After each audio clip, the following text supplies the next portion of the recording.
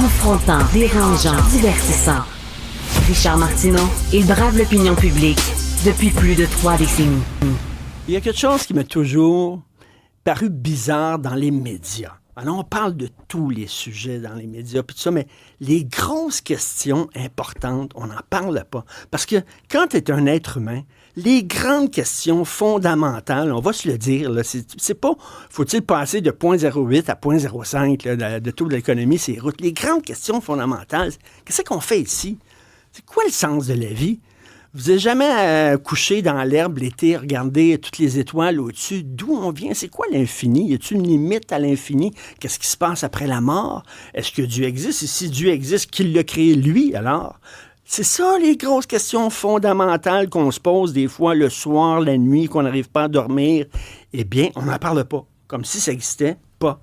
Il y a une émission qui en parlait. C'était Second Regard à Radio-Canada. C'est animé par Alain Crevier. Et il n'anime plus depuis 2019, cette émission-là. Exact. Et l'émission n'existe plus, d'ailleurs, à Radio-Canada. Comme si ces questions-là ne se posaient plus. C'est vrai que c'est embêtant parce que il y avait pas d'autres émissions à ma connaissance dans les médias majeurs, hein, parce qu'il y a toujours, on va toujours trouver une publication quelque part qui va aborder ces questions-là. Puis des fois, c'est des questions juste savoir comment respirer, comment vivre ensemble, etc. Ben oui. Mais les grandes questions, ces questions-là, et les questions religieuses aussi, je pense que Second Regard était vraiment les derniers à aborder ces questions, mais pas de façon pratiquante. Un des grands débats chez nous, c'était de dire, nous ne sommes pas le jour du Seigneur, pas parce qu'on les aime pas, c'est des bons gars, des bons Jack. Mais c'est pas ça, c'est qu'on pratique pas. Notre objectif, c'est pas de vous faire pratiquer. Mais il me semble que ça a changé. À un moment donné, Second Regard a une seconde vie, un second souffle. Ouais. Ça a été longtemps, peut-être à tort ou à raison, mais c'est une émission de religion, puis tout ça. Mais après ça, c'est devenu plus une émission où on se questionnait les grandes questions fondamentales, un peu de spiritualité, tout ça, et peut-être un peu plus décollé de la religion. Et là, il y a peut-être davantage de gens qui l'ont regardé. Est-ce que ça se peut, ça? Ah, absolument. C'est l'impression que j'ai, là. Ah oui, non, mais absolument. Puis moi, avec un recherchiste de l'émission, pendant plusieurs années, ce qu'on faisait à la fin de l'année, c'est qu'on regardait pour le fun. On regardait quels sont les sujets qui sont vraiment de type religieux et qui, dans la gang, l'avait fait. Et puis, alors, c'était en nette décroissance depuis plusieurs années. Puis la dernière année, je pense qu'il y a eu 5 ou 6 sujets qui portaient sur la religion. Et c'était moi qui les avais fait.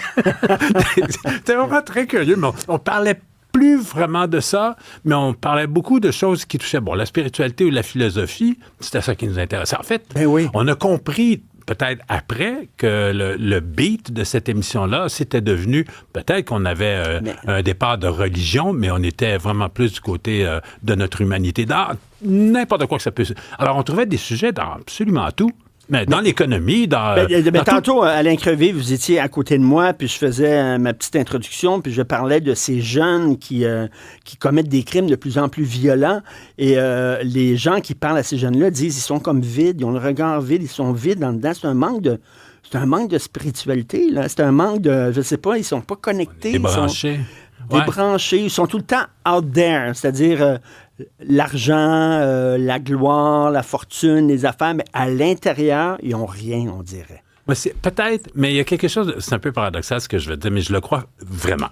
C'est-à-dire, moi, je suis de cette génération, peut-être toi aussi, mais je suis de cette dernière génération qui avons rempli, nous autres, on a rempli les églises à craquer, là. Mais nous sommes la même génération qui avons vidé les églises, hein, mais total, là. Les églises se sont mis tout à coup à fermer. On avait tellement d'églises qui poussaient dans le paysage québécois, et tout à coup, ça s'est mis à fermer les unes après les autres. Mais est-ce que c'est parce qu'on n'a plus de valeur, on n'a plus de réflexion, on est des zombies dans la société? Mais pas en tout. C'est juste qu'on a pensé à un moment donné que la vie, peut-être qu'elle se trouvait ailleurs, puis que ce message-là qui venait d'une institution millénaire et tout, là, bien respectueuse, bien, je veux bien, mais elle ne correspondait plus à nous. Et ce que je constate, c'est que les gens, quand ils ont mis M. le curé dehors, puis qu'on a cessé de pratiquer, OK? On a pensé qu'on s'était libéré jusqu'à ce que les grandes questions reviennent. Mais cette fois-ci, les grandes questions reviennent, ça nous frappe. Pourquoi je suis malheureux? Pourquoi ma mère a l'Alzheimer? Pourquoi je souffre, etc. Tu sais, des questions là, de tous les jours. Mais là, on n'a plus le manuel d'emploi, le kit d'emploi de la religion, puis il faut inventer les réponses. Et je pense que les gens qui se sont aventurés sur ce chemin-là pour essayer de nourrir leur réflexion le font, même si on se tire des cartes ou si on On s'invente des trucs. Je pense que c'est absolument sincère. Là. Avant de parler de votre livre, là, il y a Chesterton, qui était un grand philosophe, il y avait cette phrase magnifique, et c'est Mathieu Bock-Côté qui me fait connaître cette phrase-là, que je trouve très belle. Il dit, le problème avec les gens qui ont quitté la religion, c'est pas qu'ils ont arrêté de croire en Dieu, c'est qu'ils croient en n'importe quoi. Ouais. C'est une belle phrase. Oui, ça. mais le chemin pour arriver à quelque chose est long. mais il est authentique. Tu sais, je parlais avec une jeune qui, à un moment donné, a décidé qu'elle, là, le bon Dieu, tout ça, ça faisait... Non. Mais elle s'est mise à expérimenter de façon systématique tout ce qui pouvait s'appeler un peu spiritualité. Elle ne savait pas. Et elle s'est mise jusqu'à le tarot, jusqu'à les chakras, tout ce qu'on peut imaginer. Mais elle l'a fait de façon... sincère. Alors, ça donne le résultat que ça donne. Je ne sais pas où est-ce qu'elle en est maintenant. Elle probablement changé ou elle probablement évolué là-dedans. Mais je pense qu'au moins, c'est sincère. Mais nous, moi, je dis, on vit à une époque absolument incroyable parce que mon père, ma mère, mon grand-père et mon arrière-grand-père n'ont pas eu le choix que nous avons, c'est-à-dire de réinventer, de se réapproprier notre rapport au vivant. Mes parents, là, c'était pas ça. Là. On allait à l'église, puis puis le dimanche après, on allait à la pâtisserie chercher des trucs. C'est ça la vie. Mais là, on est ailleurs. On peut se faire un kit de croyances personnelles. Alain Crevier se fait son kit. Et moi, je me fais mon kit. D'ailleurs, Alain Crevier vient de publier un livre qui s'intitule « Être » et il parle des rencontres qu'il a fait au fil des ans avec des gens, justement, qui se posaient des grandes questions sur l'univers. Ça peut être des croyants, ça peut être le survivant Elie Wiesel, qui est le survivant de l'Holocauste, des moines, etc. Mais le titre « Être », c'est l'affaire la plus difficile au monde. Ah, je sais. Parce que les bouddhistes, là, soyez dans l'instant. Moi, là, si j'avais à choisir une religion, là, il me semble que je serais bouddhiste. J'aime bien cette religion-là. Soyez dans l'instant. Ouais. C'est l'affaire la plus tough au monde parce que moi, je suis tout le temps soit dans l'avenir, soit dans le passé. Ça. Soit en disant, j'aurais pas dû faire ça, j'ai fait ça tel même moment, ou alors, qu'est-ce que je vais faire demain, puis tout ça. Mais être dans le présent. Moi, je sais pas combien de fois j'ai dit ça, mais vous, dans votre livre, vous dites, là, ça est arrivé peut-être 2-3 minutes dans une forêt. Dans votre vie, 2-3 minutes, vous étiez... Non, mais c'est des arbres. Je vais souvent dans l'Ouest canadien, puis il y a un endroit qui est formidable parce qu'il y a des arbres là, qui ont 6 ans, 600, 800 ans. Et j'étais là avec mes petits-enfants qui en avaient 2, puis 3, puis 4, là, c'était tout petit. Puis à un moment donné, ça m'a frappé. Je me suis dit, ces arbres-là, Richard, ils ont 400 fois l'âge de mes petits-enfants. Tout à coup, mon rapport au temps n'est plus le même. Et je me dis, ces choses-là, là, ça vit, c'est vivant. Et c'est là depuis si longtemps. Je dis, alors moi, mon rapport au temps, mon rapport au moment présent, ça a été comme un moment une épiphanie. Une épiphanie. Oui, forestière. Mais ça a duré 3 minutes parce qu'après ça, les questions, bon, aussi que j'ai mis le char, j'ai-tu assez d'essence, puis les petits ont fait. Ça revient. On a ça pas un an. Moi, j'ai appris à aimer la nature pendant la pandémie. On allait prendre des marches en campagne, ma blonde et moi, puis là, les arbres. C'est juste si j'embrassais pas les arbres puis je leur donnais pas des câlins, là. Ben oui, comme il y en a qui font, là. Mais c'est vrai que c'était une période qui était difficile, hein. Et de se retrouver soudainement dans la forêt, c'était apaisant. Vous, qu'est-ce qui vous apaise quand vous avez des crises existentielles? Ça. Souvent, comme je disais, je vais souvent sur l'île de Vancouver. La raison pour laquelle je vais là, c'est que ma fille habite là. Malheureusement, moi, j'ai dit mon drame. Elle est allée étudier là-bas à l'Université de Victoria, puis elle tombe en amour avec l'endroit, puis il n'y a rien à faire. Elle reviendra jamais. Mais elle a 2 petits-enfants elle a 2 enfants qui sont mes petits-enfants, alors j'y vais 3 fois par année, à peu près 3 mois par année. Et j'adore un des endroits où je vais, où j'ai trouvé un logement, c'est face à la mer. Et c'est pas tellement le luxe d'être face à la mer, puis la beach et tout ça. Il n'y en a pas là, de ça, là. C'est pas ça. Puis je ne mettrai pas mes pieds dans l'eau, il fait à moins 150 degrés là-dedans.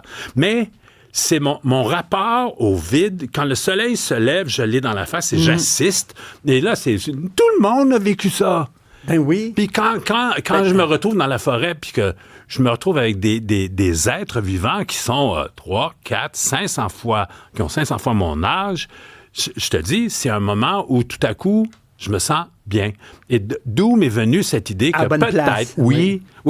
Et d'où m'est venue peut-être cette idée que depuis la nuit des temps, je pense que les humains se sont trompés de quête.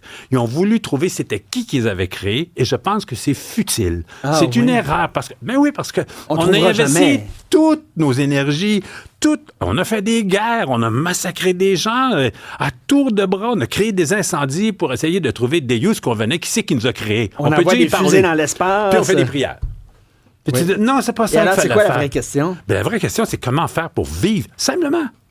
Juste un petit bout de sérénité nous aurait donné beaucoup de sagesse. Alors, on s'énerve, puis on est très, très actif, puis on cherche toutes sortes de questions et de toutes sortes de réponses, alors que si on avait juste pris le temps d'accepter qu'on va durer le temps qu'on va durer, puis que ce temps-là, il peut être bon, puis qu'on peut apporter quelque chose aux autres. Et ce qui restera de nous après, ben c'est ce qu'on aura laissé aux autres. Et juste ça aurait peut-être apporté un peu de sérénité au monde. Et vous rencontrez des gens et disent, moi, ma sérénité, je la trouve en étant utile. Oui. En rendant service, en étant utile à quelqu'un, je me couche, puis là, je dis soudainement, mon existence a une signification, un sens. Oui.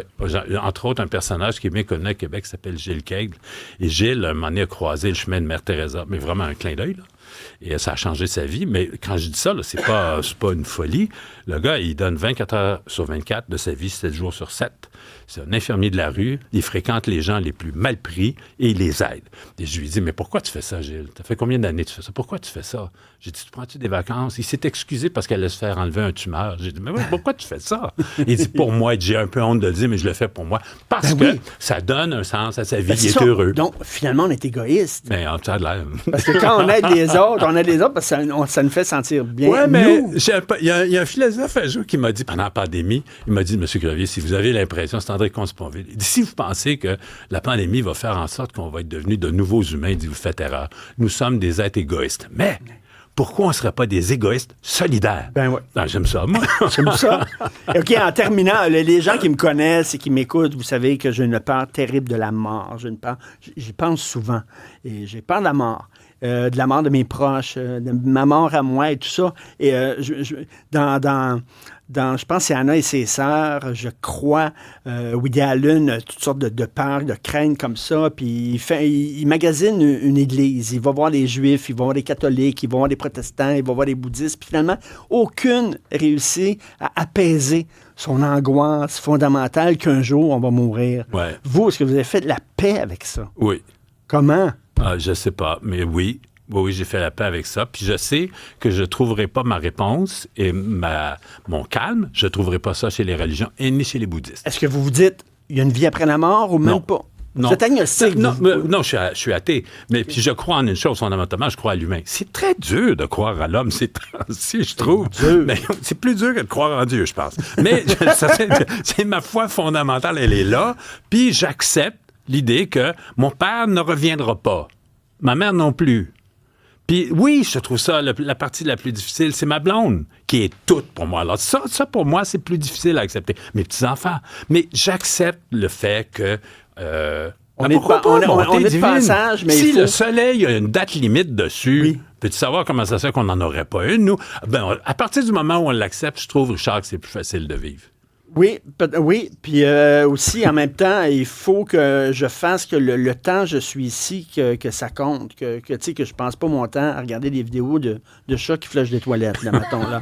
C'est parce qu'il y a plus de fun, il y a plus émerveillé, on peut s'émerveiller avec autre chose, tu sais, moi, mes détails, je suis un gars de routine, le matin, je me lève à 5h15 tous les matins. Quand je pars ma machine à café, je sais pas ce qui se passe dans mon cerveau, mais les neurones font... Il y a quelque chose de jouissif qui se passe et je me dis, ça, c'est le moment que je viens de vivre. Est-ce que c'est de la grande, est-ce que c'est transcendantal que je dis là? Non, mais je le prends comme ça. Non, mais c'est être. C'est être l'affaire la plus dure au monde. Mon Dieu, on a parlé pendant 15 minutes de grosses questions fondamentales. J'espère que vous allez revenir. Anytime. J'aime ça parler de ça. Peut-être la prochaine fois, je ferai avoir, tu sais. Mais moi, je disais, il y a deux verbes qui nous obsèdent solides, c'est avoir et être. Avoir pas seulement des biens, mais avoir des certitudes. Paraître. Oui, c'est très important dans notre société. Être, j'aime ça parce que c'est pas clair, c'est pas clean, c'est indéfini, c'est imparfait. Oui, mais ça, j'aime ça. Être soi-même, mais qui je suis, C'est ça, une autre c'est question. imparfait, ça, c'est Non, bon, mais ça. qui je suis, on ne sait pas. C'est qui, moi? Est-ce que je joue un rôle? Est-ce que je joue à être Richard Martineau? Est-ce que vous jouez à être Alain Crevier? Ouais, j'ai un chum, un gourou qui me dit ça de temps en temps, qui me le rappelle. Et qui se cache derrière le boulanger oui. du coin là-bas. Là. Sartre qui disait ça sur le garçon de café, là. Il disait, il joue à être un garçon de café, là. En Oui, tout cas, c'est bref, ça. Mais là. une fois que le garçon de café, et puis là, que reste-t-il de celui qui jouait ce rôle-là? Ah, arrête, là, ça, je dormirai plus de la nuit. Alors, ça s'intitule Être, c'est super bon. Alain Crevier, c'est aux éditions de Radio-Canada et Édito. Merci Ah, beaucoup. tu trouves pas que j'ai une photo qui ressemble à Tintin, qui a 68 ans, mais... C'est c'est vrai. C'est vrai, hein? Mais vous avez parcouru le globe comme lui. J'ai ça. Hey, merci, Ok, Richard, c'était merci, très Alain. agréable. Merci. Bye.